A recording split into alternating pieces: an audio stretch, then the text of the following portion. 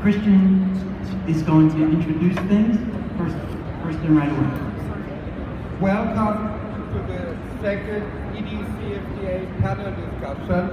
Sorry, can you hear me? No, it's better. My name is Christian Roth. I'm the spokesperson of the Eyewear Designers of the CFDA. And I want to welcome you all to our second edCFDA panel discussion. Thank you for taking your time during your busy trip, stay in Las Vegas to join us here. The 6 of us are back. It's on the way to become a tradition. Is that too loud? No. For those who are not familiar with the CFDA, the mission is, the CFDA is a non-profit organization to strengthen the influence of the American fashion and accessory designers in the global economy. Founded about 50 years ago, this is the biggest, most powerful fashion organization in the world. Thank you, the Vision Council, and thank you, Vision Expo, to make this possible to host our panel here. And thanks to the press, especially to 2020 magazine, who's our media partner. Please feel free to quote us, to post us, to hashtag us, or even to cartoon us. We loved it last time, it was great. And the audience, during today's discussion, please feel free to ask us questions. You don't have to wait until the end of this panel. We want this to be as spontaneous and lively as possible. Today is our first anniversary. We have 15 members. I'd just like to mention the other 9. Barbara McReynolds of LA Eyewear, Daniel Silverman and Justin from Illisteba, John Whitledge of Tom's, Larry Light of Oliver People, Natalie and Grant of Grey Arms, Patty Pereira of Barton Pereira, and our brand new member, Jeff Press of Morgenthau Fredericks. We are very proud that 2020's Editor-in-Chief, James Spina, will moderate us today. Dear James, you are our friend, our dear friend, and the voice of our industry. Allow me to pass the microphone to you. Thank you so much. I was going to take the time to introduce each individually, but they're labeled just like eyewear, and I like that. So we're going to get right into the questioning, but I do want to say that I have a very slanted opinion on eyewear. It's the ultimate accessory, and also on this panel. In 2020, we do a thing called the Artist of the Frame. We've done this feature for 16 years, and every one of these people on that panel, they're artists of the frame, and that's true art, whether it be eyewear or sunwear. These are creators. They're not just makers, they're creators. With that in mind, I'd like to get right into the questioning. Christian did say he was going to open it up, try and keep control a little bit with some scripted questions. But if you do have something, even during the agenda, and you want to address it, just let us know. And so, on that theme of the ultimate accessory, I really do think that eyewear has some very special challenges, but it is an ultimate accessory, and it's right there on your face. That challenge is part of the designer's challenge in getting to define a person's personality. Gai, I thought you might take a little time talking about how you take eyewear and fit it on a face. You do some extreme things, but they always work. Would you care to address it? All right. What I have to say about that what I have to say about that mostly is that I want you all to know that designing eyewear doesn't happen for Barbara and I in a vacuum. That is that we're not just sitting somewhere trying to make beautiful objects. That would be great and probably fun. But what it is for us is that this changing landscape of the face and the dynamic of an object on the face has to have a synergistic kind of relationship. And so for us, it's a privilege. It's a privilege to design something that has to work on that changing landscape of the face, and that you're going to have your life's experiences in. And that means, you know, in a way, it's sort of like the ultimate intimate apparel, and that it's going to be with you. It's with you, you know, in the great times and the sad times and the brilliant times and all of that. So the challenges for that are to make that something that's not only completely fabulous and wonderful, but that also is going to be a part of a marker for the life that you're going to live. That's all I feel about it. I might add that any designer should feel like going even further on that. Otherwise, I love shifting gears. And what I was going to do is shift gears immediately. I recently had the pleasure of touring a factory. And that factory was making eyewear. And the eyewear was designed by Blake. Blake, it is a staggering process. I wonder if you could insert yourself in different levels of that process, from sheets of plastic and dye to the final piece of art as we know it. It was the project that you mentioned is actually really changed. It's a paradigm shift, and the collection I worked on was called State Optical. Got some people back there, State. And when, through the kindness of James, I got introduced to the Shapiros and the owners of Freeze Frame. And Freeze Frame was made in the United States, and together they decided to form a new partnership to actually bring eyewear manufacturing back to the United States. And when I first joined the industry 30-some odd years ago, there were a number of factories and companies that were based in the United States. That's really the genesis of our industry. And now there were essentially none. It's the mere notion that they would actually create a factory was mind-boggling. I was, to be honest with you, a little bit skeptical. But they did it in a very, very clever way. And it's really about, like I said, the process, and it's not very sexy in terms of actually designing eyewear. Like Gai said, we don't work in a vacuum. We're influenced by a lot of things, our environment, by what we've done in the past, what we want to do in the future, fashion, architecture. And it really is about sort of distilling all those ideas, putting them on paper, doing rough sketches, and from rough sketches, they really need to be refined and put into CAD drawings. So we have, because we're a very technical industry. We talk about fit, face, everything has to be very precise, so it's down to fraction of the building. So everything goes through CAD, evaluate it, look at fitting values, economics, as well as aesthetics. That's really only part of it. To me, eyewear is not just about how stylish the frame is, it's about how it feels in the hand. It's really about tactile sensibility. And that's why with online retailing, you sort of miss that essence. You really don't have a sense of what a frame feels like in the hand, what it looks like really on the face. And there we make a prototype.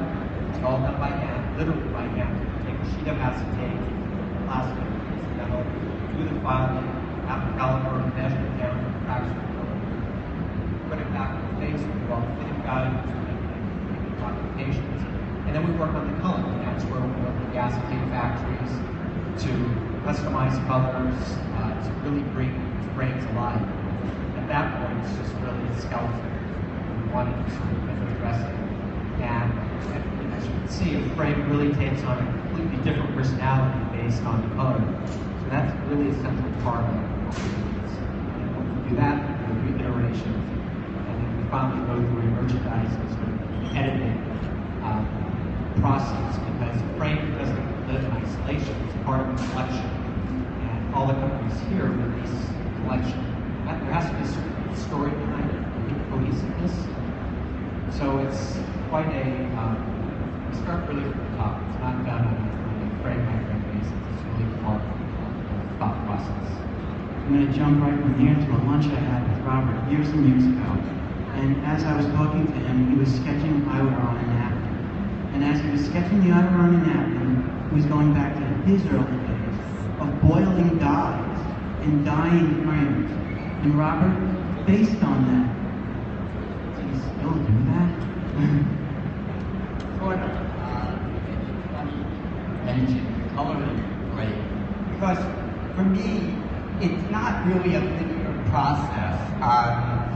eyewear can take 18 months or longer from the time of inspiration to us releasing a collection. So there'll be 3 or 4 collections I'm working on in various stages at various times. And for me, the process begins with inspiration. For me, the process begins with a place. It could be Venice. My collection this season is inspired by American painters and Ellsworth Kelly, and it's all about color blocking. And I begin with that inspiration, and from there I go into color and testing different colors, testing different materials. And once I have the material, the color, ordering the material, I then go into the shapes. And it starts to, I've heard from writers that, along the way of writing a book, the characters start to speak to them and start to take on their lives, and sort of tell the writer what they want to say and what they want to do. That's how it is for me. I have the inspiration, I work on colors that, for me, bring out the inspiration, and then the materials, and then the shapes start to define themselves. What should this look like? What would be in these colors? What would come out of this inspiration? So it's a really very slow process, and as I say, various collections can be in various stages. While I'm just finishing up now the final details on spring 2016, I'm testing out new colors and materials for spring of 2017. So that's the process for me. Moving in that direction, process. I have the pleasure of Instagramming and being on Instagram with Shane. So we exchange life moments, and some of those life moments I try to live vicariously through Shane. But that said, I know that as you move through your real, you navigate along with your design and your dream for eyewear. I wonder if you could tell us a little about that process, the process of being a real person, living a real life, and how that life influences that design and the marketing of that life. Well, geez, hey, at the end of the day, design is just an opinion, and we all have them. And I'm fortunate of having design as a career, and so when design is a career, as in anything, you spend your whole life looking at different types of design. Here we're seeing eyewear design, we're seeing booth design, we're seeing design of campaigns, we're seeing graphic arts. You see it in hundreds of companies today. So I would say that nobody wants to die in biography. And I really do try to live my life that way, to layer on new experiences each and every day. And James and I do follow each other on Instagram and whatnot. So you simply try to share your life experiences with other people. And along the way, you just see things. You see, get into a car and look at the handle of the car, which is beautiful how they tool that piece of metal. It must take a lot of work to make that mold. I bet that mold is 3 or 4 pieces. And that handle was made in 1956. I wonder how the manufacturing was during that time. And you pull out your camera, you take a little picture, and you move on with your day. You could be in a hotel in the afternoon. You can look at a texture on a ceiling. You can look at a beautiful collage picture, and you say, that's beautiful design. Because at the end of the day, design is an opinion.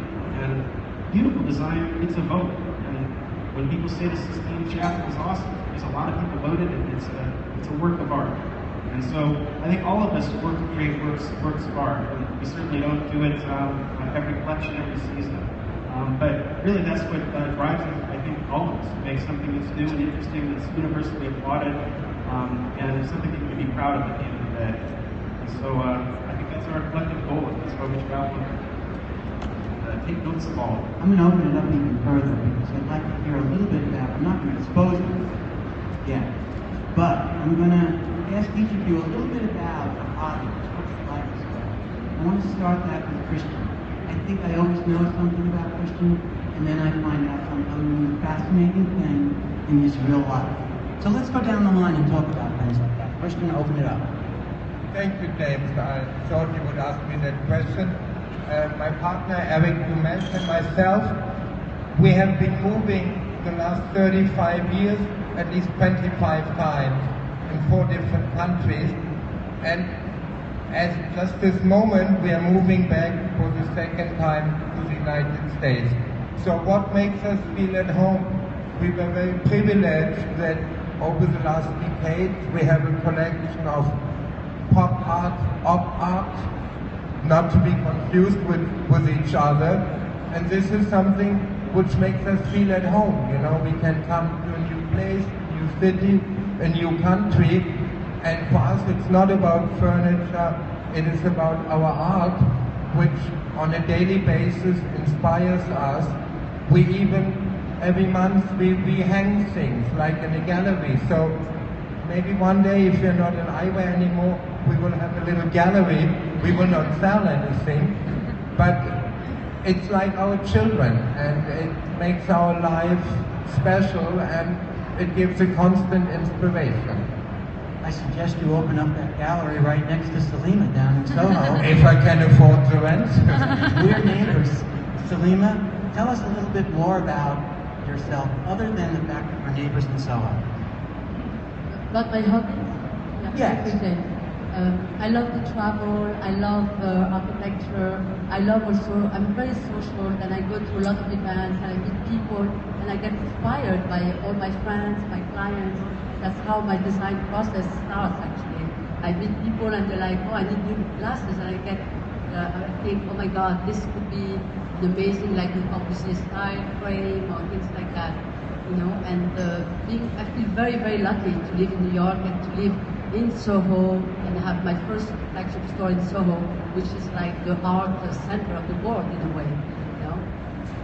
Gai, you have some special interests. In fact, one of them, in another form, would be known to this whole audience as a description of Zai, but in your form, the tortoise.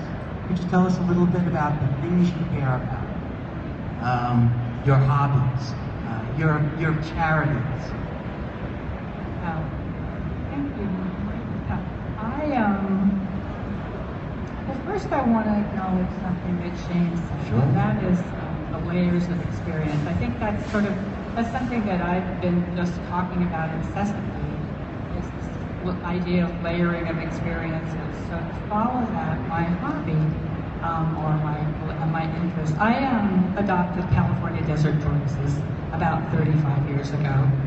And they were an endangered species, and I was lucky enough to be able to rescue a couple of them. And what I didn't realize is that they are completely sexy when they get together. And so immediately, I should have known. I mean, it's an ancient idea, and so I had a clutch of eggs right away. So I had this incredible, I read about what to do, and I collected the eggs, and I kept the incubator by my bed, and for the duration of the time, and I would have to unplug the incubator every day to take it to work. I took it to the dentist's office, I took it everywhere with me, until indeed those eggs were born, and I hatched these little California desert tortoises, and I call them the ancients. And the ancients, because they represent for me just about, you know, this experience on the planet. Cutting the story short, I realized that I had many clutches of eggs, and you have to find homes for those babies because they're going to live 100 years. And so when all of my network ran out, and that meant all my colleagues had adopted a tortoise, and I had more than I could manage, then I stopped and I separated them. But I've gone on to, so what it does, this layer of experience, and why I want to bring that back around, is that they sleep every winter. And when the winter comes and they slow down and they go into hibernation, they come into our house and they go in a box, and they have their name on the box, and we put them in the closet.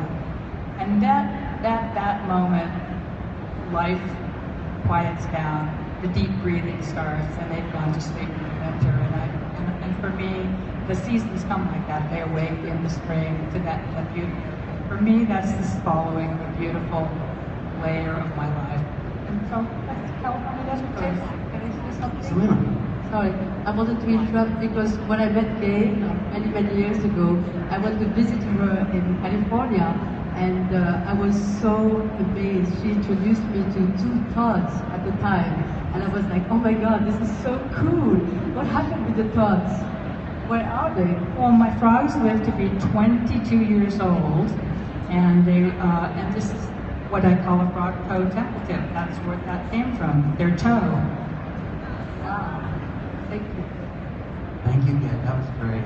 Well, you know, I don't have a collection of turtles for you here, but I have a collection of retailers, optical retailers.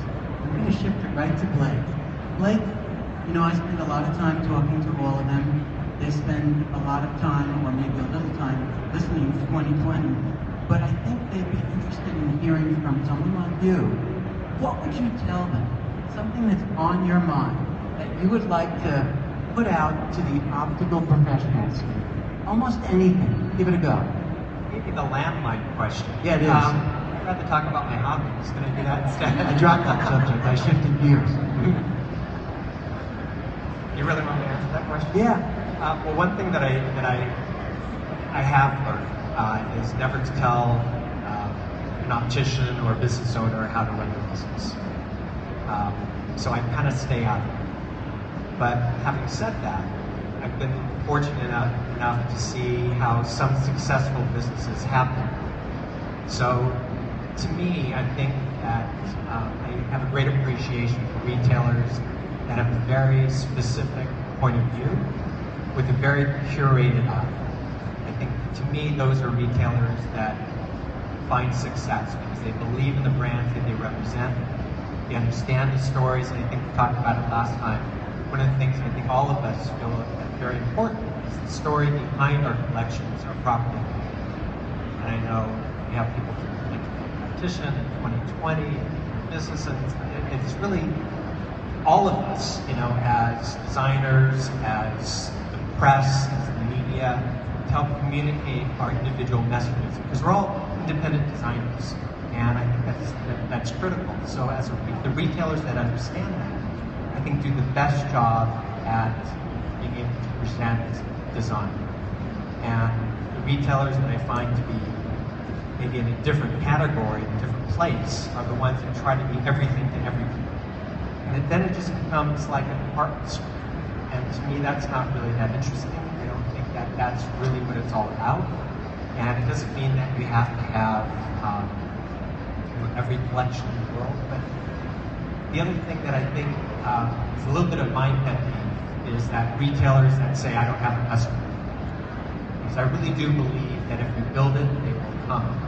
And it's almost a self-selecting process if you don't carry certain kinds of aesthetic. You think that you don't have a patient for it, or customer base for it, but it's because you're not offering. And I think that's one of the sort of responsibilities of retailers is to expose your customers, your patients to design, to new lines, to new brands. That's why you're here at the show, is to explore and to find new things. And not just here at Vision Expo, but go to Soma, which is next week in Paris, go to IoT, which is in Tokyo the week after that, to really find interesting products and not just licensed product you can find anywhere. You know, curating and having editing and a good eye is really important to being a successful retailer and community. Talking about a big world out there. I'll still talk about my hobbies. No, I think that's great hobby. We're talking about a big world, and I do want to, since we're in this room and we're talking about optical specifically, and in general, I thought we'd talk a little bit about the business side of things. As in any retailing, we've all been marked and impressed by consolidation, big companies getting bigger, new companies coming in. The Galleria is a perfect reflection of that.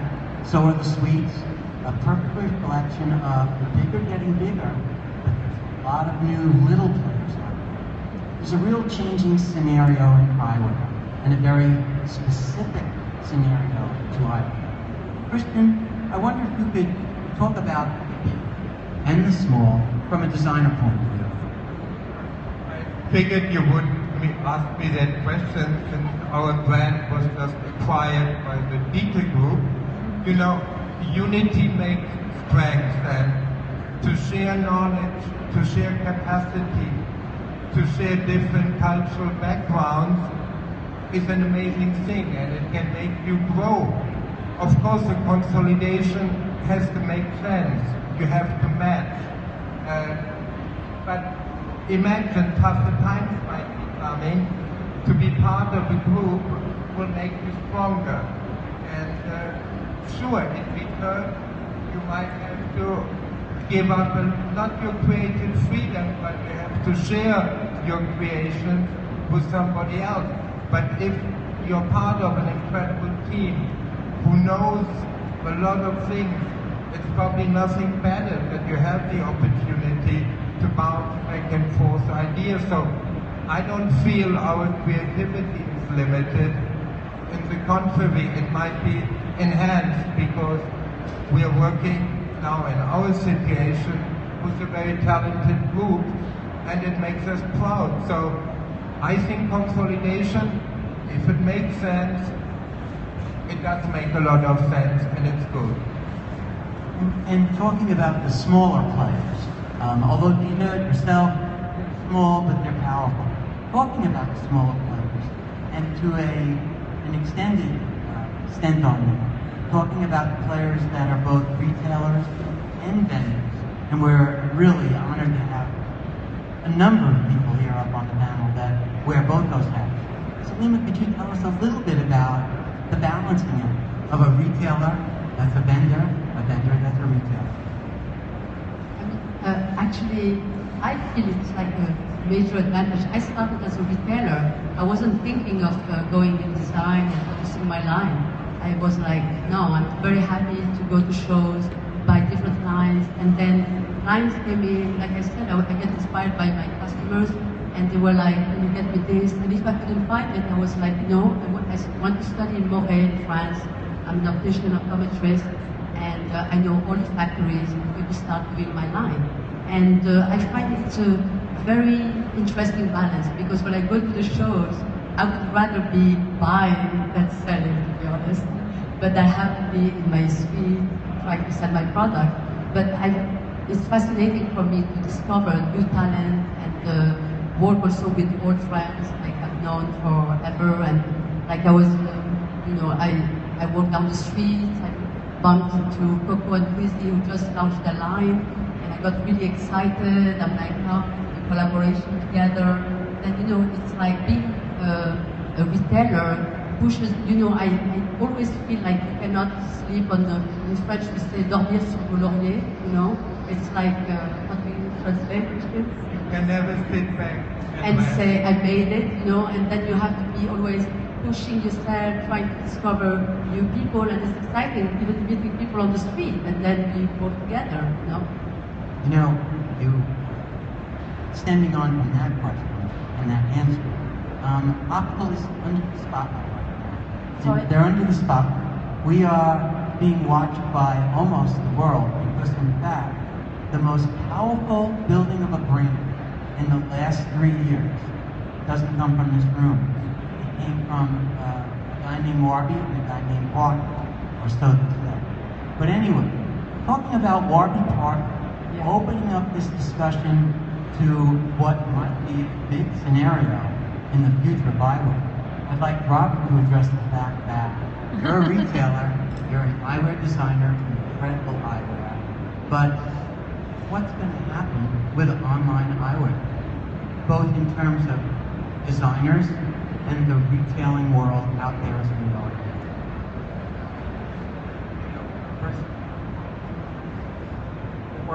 It's working. Get close. Very close. You mentioned Warby Parker. Warby Parker has done an unbelievable job of creating a brand. I don't see much about design in that message, but I do see something about brand. And they've done a fantastic job of servicing a certain segment of the market. Quite honestly, that has very little to do with what I do. The one thing I will say about it, though, is that I think it's all good. I think I've always said this, and I said this when eyewear, all the fashion designers licensing eyewear, the more attention that is brought to the category, the better it is for everyone in that business. And, you know, it's Bergdorf Goodman, is Neiman Marcus worrying about Walmart fashion. You know, there's different categories, there's different segments of the market, but the more attention that's brought to the segment, the better it is for all of us.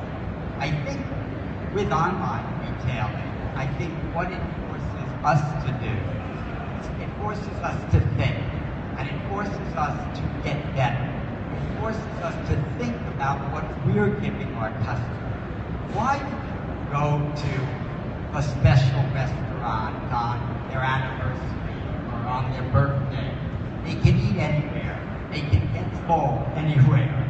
But it's the experience. It's going somewhere where there's knowledge about food. It's explained to you in a certain way. You're treated in a certain way.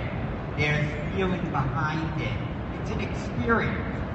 Going to an eyeglass store should be an experience. I can tell you that one of my favorite things, you said one of your favorite things is buying eyewear. One of my favorite things was when I worked in eyewear, was selling eyewear. For me, it was the most fun.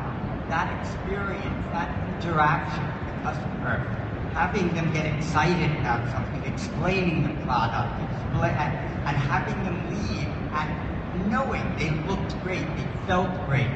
That's something we can do in our brick and mortar stores, and especially the independent, that you can never do online. And that's what I think we just have to focus on. How are we going to be better at what we do? Anybody else want to jump on that? I do. I also want to say that I think that we need to know the language of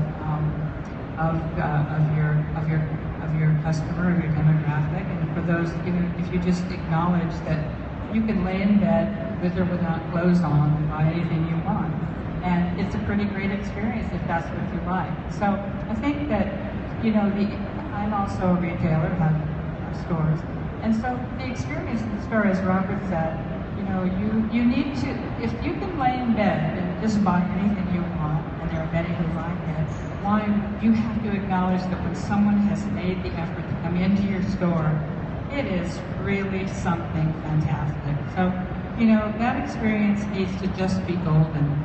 And that doesn't mean that, hi, how are you doing? What, can I help you? That means really the language of your demographic, the caring. You all know, if you're opticians and you're the real passionate believers, you know what it feels like when you make that effort, and you know what it's like when you transform someone's life. You got to give it that every single time. And that, that you can't get laying in bed on the internet. Having said that, I also want to say that in your store, there's the possibility, if it is that's a very clean kind of communication, maybe the possibilities for making that experience in your store are also possible. If people don't want to, you need to slow them down and take a moment with them. But maybe it's time to offer up something in your store that they can buy online. Give them a little taste of that as well. Both Shane and Blake seem to want to jump in here. Shane first? Yeah, sure. We were talking a little bit earlier about corporate takeovers, conglomerations, and vertical retail, and big people getting bigger. But I think at the very essence of the human spirit, people want to help people. And you're seeing it, I'm not sure in your communities, but certainly in California, there's so much support, not just in eyewear, but in every aspect of business. There's restaurants buying from local farmers. There's local breweries popping up all over the place. And there's the cool feeling of, hey, I can go into this bar and I can buy a beer from my friend down the street, and he supports his family through that beer. And so the human nature, the independent spirit, helping one another. Nobody feels great about giving money to a massive machine, but they feel good about supporting their friends in their community. And so I think that that's an important part of retail. I know that Gai and Robert, they're very prominent in their communities, and I know that their customers love to support them because you're giving from one human to another. There's a brand that we distribute called Tom's, For every pair of eyewear they sell, they give one back to somebody in need. They give sights, 1 for 1. It's a wonderful concept, and I think that we'll see a trend in supporting independent companies, supporting families, supporting one another. It's a wonderful movement, and I look forward to that growing and growing for as long as I can hopefully imagine. I was just going to say, that I've established that eyewear is not just a commodity. It's not just something that you look at a picture and you really understand what it's all about, how it fits, and more importantly, how it feels in the hand and the tactile sensibility. And so that experience and the discovery, to me, I think is really important. And it's, I'm a huge flea market aficionado. That is amazing. I lived in Yemen, she lived in Bolivia, Bangkok, and it was all about finding things that were interesting, different, that had an aesthetic sensibility to it, almost like a soul. And I feel that the way with eyewear. And with flea markets, you get that. And you can go online and do eBay. To me, that's so uninteresting. It's about feeling, touching, smelling, and happening in your hands. And that's what the retail experience is all about. And you miss that dimension. It's not a one-dimensional experience. It's multi-dimensional. Totally agree. For years of scavenging at record stores, I miss it desperately. Even though I'm an Amazon buyer, I will go into any dusty record store and buy any record they have, even if it's something I don't care about.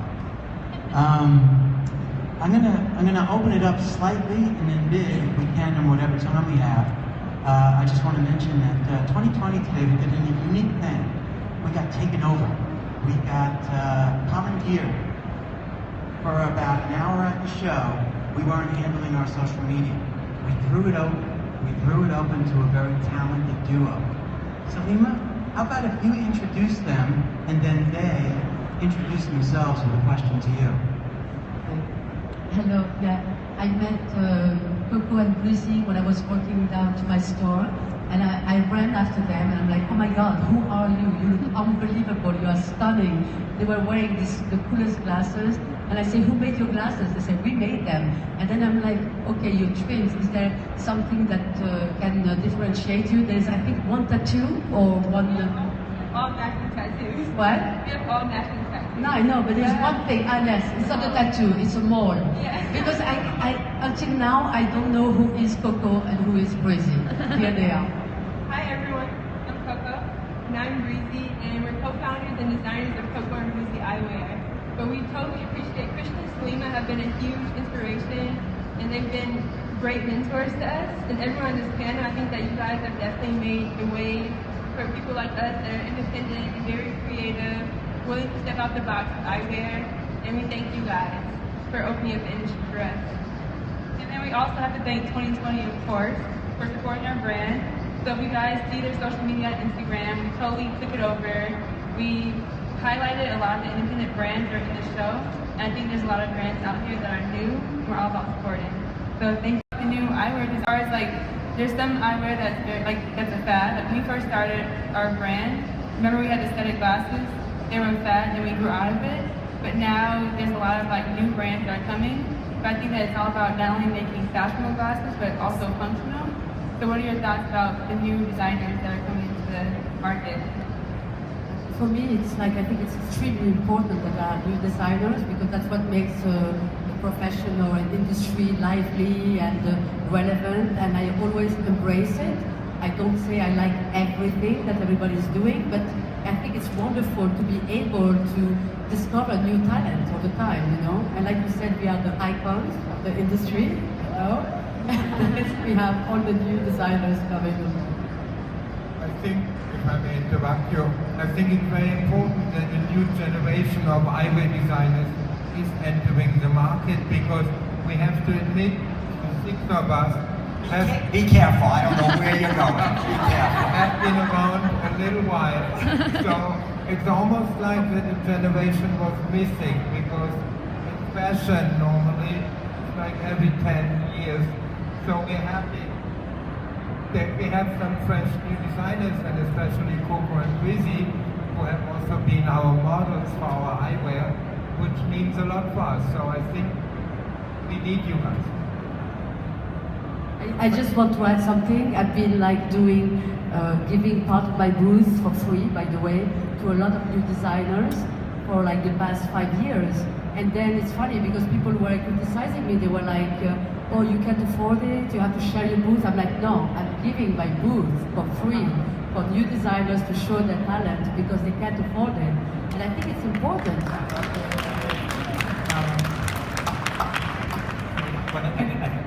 To speak to what Christian said, I mean, it's sort of about time because we're the old guard here. It's true. No, man, I think it's great to have new blood. None of my friends know how old I am. We won't tell. But I think that it's, also, like you said, James, it's, I think, a response to our industry that we need new ideas, we need some freshness. We have some big players in the market. And, quite honestly, I don't think it's very interesting. I think it's, the creativity comes from small design houses. And that's one of the reasons why we actually started the edCFDA. One of our missions and our mission statement is actually to mentor new designers because we don't have design schools. There's no eyewear design schools to go to at all. And most people get into the industry in very different ways. Either you start a product development for a company, you're an optician, I was an optometrist, you're an engineer. But there's no formal programs to help really bring and nurture new talent because it's not just about the design, you've got that covered. It's about running a business, distribution, all the kind of unsexy things that are necessary to be successful in our business. So, again, that's one of the reasons why we formed this group. I think the CFDA does a great job with that in fashion, whether it be apparel or accessories. And now, an even more important role in that it's understanding eyewear in that exact sense. As I said, we think it's the ultimate accessory. Christian, address the CFDA's future. James, our industry, when we started, it was considered a medical device. Then it became a fashion accessory. And now it's fashion. And the CFDA is helping us to bring out the message, to inspire, to engage, to support new designers, to do panels like this. We have many projects. We want to bring out our message. We are fashion, and we are the most important accessory in the market right now. And that's why we're seeing all these consolidations on every kind of level. A lot of it is happening, and like Blake said earlier, it's great to have competition to get new energy, but with the help of the CFDA, we are bringing out this message, and we are encouraging also other people to come forward and to put more effort in our industry. And eyewear designers probably have been looked down a little bit, but now we are getting a more important respect from the entire industry. And that's where the CFDA, the Council of Fashion Designers of America, has been helping us a lot. We do have a little bit of time, so I wonder if I could roam around and possibly, is there anyone who wants to, we've got a captive audience of the cream of the crop when it comes to designers. Does anybody have any questions they want to address? I'll get this microphone right to you. Anybody?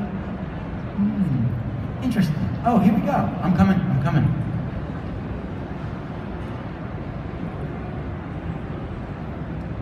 Hi, how are you? I think what y'all are saying is fantastic. I'm actually an optometrist and I'm interested in fashion.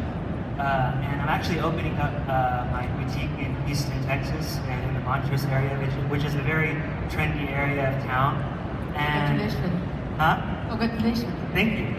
I'm interested in eyewear design as well, and I want to know how to get started. Like, what is the first step in starting an eyewear collection or getting into eyewear design? You got to me. As an optometrist, I know there are a couple on the panel here. Yeah, I had actually one of my classmates is here from optometry school, Dr. Jeff is over there. I was very lucky that, there's Les Silverman. I was very lucky that there were this is way back when they put ads in the newspaper. There was an ad in the newspaper, of course, an eyewear company that was looking for a fashion forecaster for them. So they wanted someone who had an optical experience, but also an interest in fashion. So it was like a perfect job for me. That's what I want to do. But they completely ignored me because I'm an optometrist. But a lot of, as being very persistent, they gave me the opportunity. And it was strictly by luck that I had the opportunity. They actually gave me the position of creative director. I had no idea what I was doing. Because eyewear is very specific. It's not just about how the frame looks, but there's a lot of engineering that goes into it.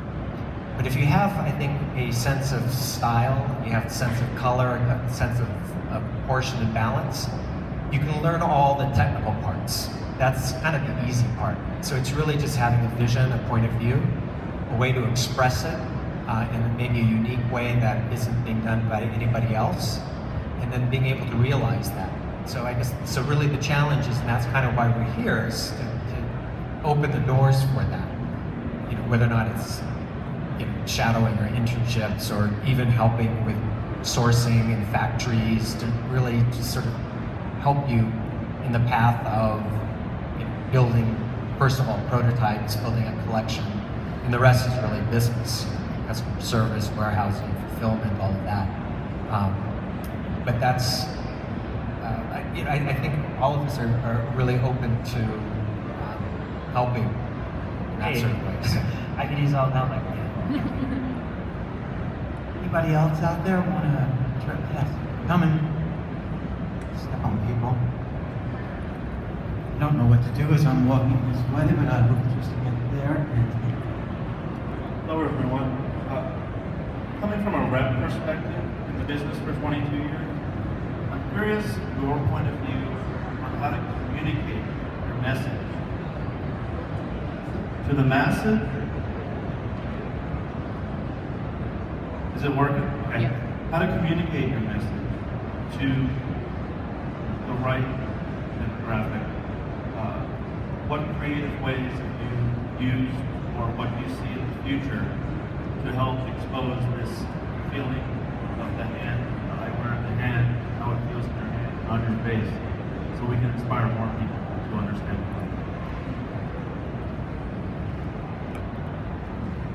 Any one of you can take that now. Otherwise, I will. I think it's I think good design communicates for itself. I think good retailers understand that there is a lot of options. You can walk around here, there's thousands of companies. And the best brands, the best designers have a very definitive point of view. And how do you get a definitive point of view? It's very difficult. You sit down, you look at a blank sheet of paper. When I started Leisure Society, I would like something luxurious that doesn't feel ostentatious. I want something that's instantly recognizable, but not, like putting two tennis rackets on your face and saying, geez, it's two tennis rackets, it's instantly recognizable. So to have something that's subtle, that takes your brand attributes and very clearly defines them. So you can look at somebody across the room and say, that looks like LA Eyeworks, that looks like a Robert Marc frame. To make those definitions is one of the main things that we focus on as designers. And it is very easy to share ideas now. And you see a lot of product that looks similar. So you can go online, you can take a screenshot of somebody else's frame, you can send it to the factory, and you get a prototype back 3 months later, and you see a lot of similar looking product. But to have the integrity as a designer to not look at anyone else, to try to make something that's special, that's you, that's progressive, that no one else is doing, is the goal. And I think as retailers, it's important that you stand behind brands that go down that path. And I think for us as designers, it's very important for us to just have as much integrity as humanly possible, and finish something at the end of the day and say, maybe good, maybe bad, but it's definitely me.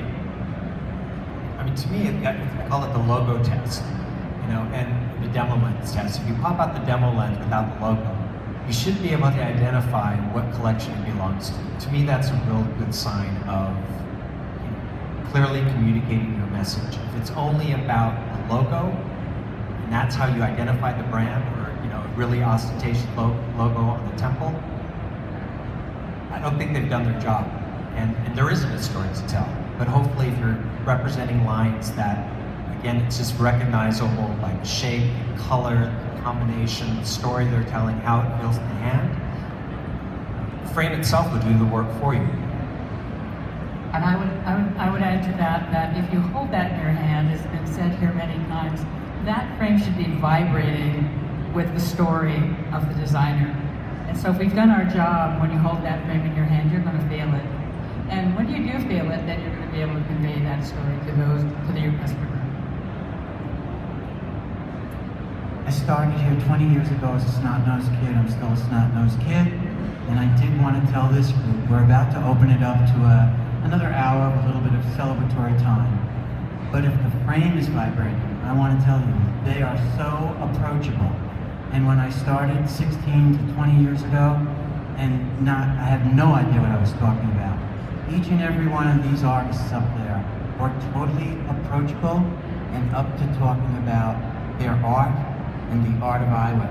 I encourage each of you to give that a chance. They're here to build the future of eyewear, the future of designing eyewear, and I think we're going to have an opportunity. I don't want to take away from the show floor, but within the next hour or so, if you can corner one of them, they are a wealth of information about marketing, eyewear, sunwear, and ultimately the art of the eyewear. I really am honored to see them and be part of moderating this today. And I encourage all of you to take a part of the wisdom and knowledge and art that they impart on us. Thank you all. Thanks, Thank you. James. Thank you, James.